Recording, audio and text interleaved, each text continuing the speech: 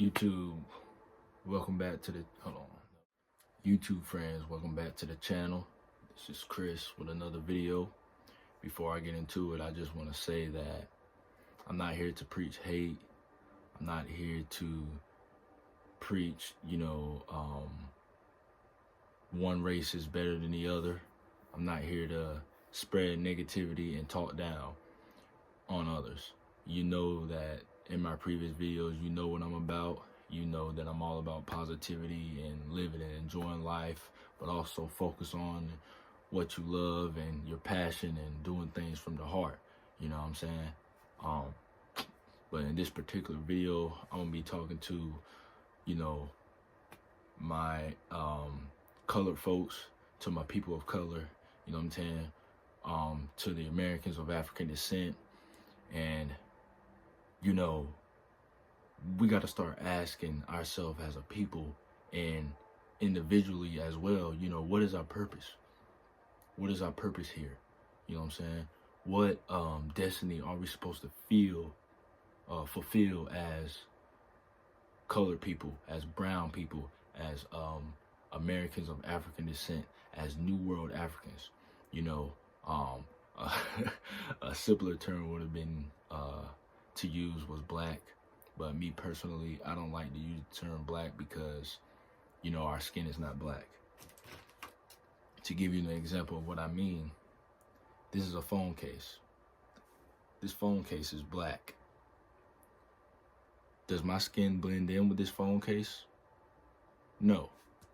Therefore, my skin is not black, and therefore I am not a black person. My skin is brown, maybe a little bit lighter shade of brown.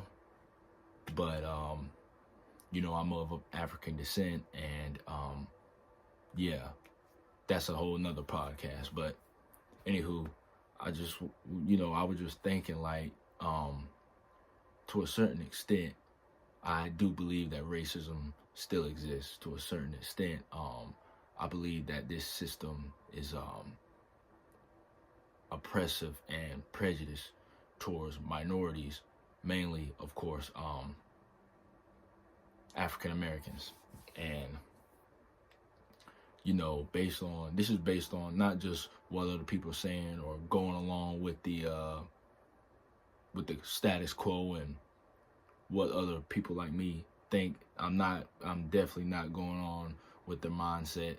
I'm saying this because from personal experience and from research and observation, especially when it comes to this system. It's mainly the system.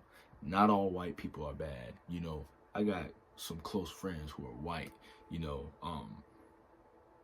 but I'm talking to those I'm talking to those white people who don't have any black friends, who don't understand black culture and black problems. And I'm talking mainly to the system, the establishment that are, of course, 85% white. It's like the United States gaslights black people, and take advantage of our problems, such as prejudice or racism. What I mean by they gaslight us is they'll say things like black people, all we want to do is be criminals. Black people are violent, or they promote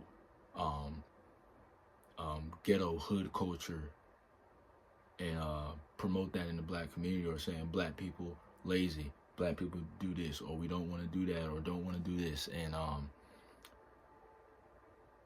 they say that, but the black people who are trying to do right, who are trying to put hope to America in this country, who are trying to, do something positive and give back and show America love, we get they make it hard for us. They try to find some sort of way to sabotage or keep their foot on our necks, to ones who are trying to do positive and, fulfill a purpose. They target young black men. They do it to each generation and the generation before us. They took advantage of black people not being able to read and write. A lot of black people back in the day, you know, Jim Crow, slavery, it hasn't changed. The only thing that's changed is that the ways that they're doing it, you know, the ways that they're promoting us in these broad generalizations. You know, the media hypes it up, and most people are not logical to think, so therefore they fall victim to that mentality. And this is why I speak so much about free thinking and being open-minded, because, you know, it's like that dogma. It's like you are susceptible to manipulation and mind control, especially by television and what they promote in the media. You know, I know I'm kind of talking too fast. I kind of want to make this video a little shorter, but I'm just saying, like, we come from a people of slavery, and we came a long way over the years, even in this short time span that we had, but we still, there's undeniable still generational trauma from that, from disenfranchisement. You know, Jim Crow, Reconstruction was done 50%, and then that 50% was taken back. So, you know, if you do the history, the real history, not what they tell you in these schools and universities, because we know, or you should know by now, that that's not real history. And yeah, they just took advantage of this situation, and a lot of times it's not racial. You know, it may have some sort of bias and prejudice behind it, but a lot of times it's a right or wrong thing, and this system knows it, but they just pretend not to acknowledge it. You know what I'm saying? And I feel, as a, you know, a young black male, aka New World African, aka American of African descent, I feel it's my duty, even though I talk about self-improvement and things that people of other races can relate on. Like I said, I feel as a duty to at least give back to my community by telling knowledge and awareness, you know, because even though that it's still that oppression and racism here in America, a lot of our struggles in the black community, period, are self-inflicted. So, and what hurts me the most is that our women, black women, colored women, you know, they don't understand they don't understand the struggle of the average African American, even if he's in the streets doing that, or if he's trying to get his life together and do right. You know, we're both going through it, and until we acknowledge that and accept reality for what it is, you know, we're never going to get anywhere. And whether people like it or not, you know, no matter what race you're from, racism is real, and it's not going anywhere. There's no possible way that you can end racism. The only thing we can do is bring awareness to it and try to fight each situation individually and try to get an understanding from both sides. We got to come from a logical standpoint. And, you know, I'm an advocate of Malcolm X being, you know, anything is necessary. So this is a wake-up call. This is, you know, just bringing some awareness to people who look like me in America, you know, to start getting aware, get conscious of what's going on in your family and your community. You know, research your name, learn about your ancestors and where you come from. You know, it's crazy how we scream racism and talk about how much we hate white people, but yet we go to church on Sunday.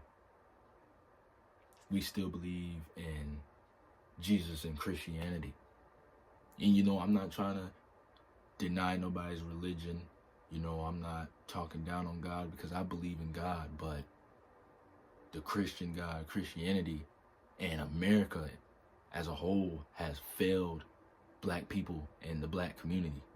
So, yeah, so I should have actually named this video, you know, what is our purpose as black people here in America? What is our purpose as black people, period, all over the world? Because it's not just in America, but why are we treated as second-class citizens, or looked down upon, and just bottom of the barrel out of every country in the whole entire planet? Even in Africa, you know, the people in power there are not showing any love, you know. They're still putting their foot on our necks, even if they look like us. So, you know, smoke something to that, take a drink to that, and just, let's debate about it, let's talk about it, let's get into a discussion. I'm open to it, you know. I hope this was informative. Thanks for watching.